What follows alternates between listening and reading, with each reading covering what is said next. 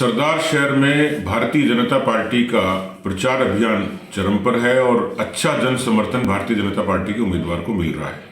इस बार भले ही उपचुनाव है, लेकिन सरदार शहर की जनता बदलाव चाहती है, क्योंकि पिछले 35 वर्षों से एक ही खानदान को, लगभग एक ही पार्टी को वहां समर्थन मिलता रहा। लेकिन सरदार शहर के किसानों की दुर्दशा है, सरदार शहर का बेरोजगार, सरदार शहर की जो सुरक्षा वो दांव पर है और इस लिहाज से सरदार शहर का पूरा आवाम। लेकिन जहां तक किसानों का प्रश्न है, वो प्रधानमंत्री मोदी जी की नीतियों से पूरे तरीके से सहमत है और सरदार शहर के एक बड़े तबके को प्रधानमंत्री किसान सम्मान निधि से लेकर प्रधानमंत्री फसल बीमा योजना की तमाम योजनाओं का लाभ मिलता है।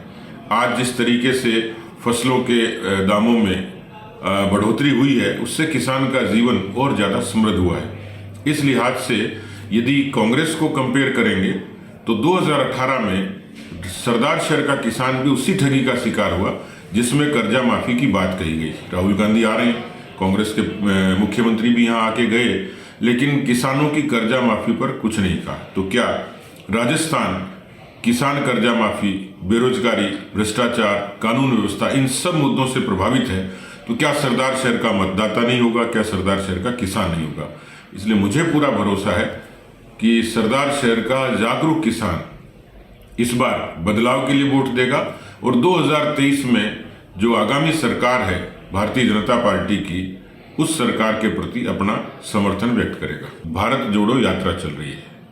हालांकि हम कई बार कह चुके हैं कि भारत को तोड़ने वाले जोड़ने की बात करते हैं, क्योंकि इस देश का विभाजन से लेकर बाद के कालखंड में जितने उपक्रम हुए, चाहे वो आपातकाल हो, चाहे इस देश में वोट बैंक की राजनीति हो, तुष्टीकरण की राजनीति हो, देश को तोड़ने का काम कांग्रेस पार्टी ने किया। शायद इस इतिहास से राहुल गांधी अनभिज्ञ हैं, नावाकिफ हैं। तो मुझे लगता है कि ये यात्रा एक सियासी पाखंड के अलावा कुछ नहीं है। ऐसा लगता है कि टाइम पास है, उनको कोई दूसरा एंगेजमेंट नहीं था, दूसरा काम नहीं था और इसलिए वो राजनीतिक पर्यटन पर निकल पड़े। इस यात्रा का भारतीय जनता पार्टी और जो जितने तमाम राजनीतिक दल और जो जितने तमाम देश की राजनीतिक परिस्थितियां हैं, उस पर कोई प्रभाव पड़ता दिख नहीं रहा है। वो राजस्थान आएंगे, लेकिन मेरा उनसे सवाल होगा कि राजस्थान में किसानों की कर्जा माफी का क्या हुआ, जन सुरक्षा का क्या हुआ, राजस्थान में रोजगार का क्या हुआ? ये सारे प्रश्न उनके समक्ष खड़े होंगे। दूसरी तरफ जोड़ने की बात करते हैं, लेकिन कांग्रेस के राजस्थान के विग्रह का क्या होगा? जो पार्टी 2018 से सत्ता पर काबिज हुई और आज भी खंड खंड दिखती है।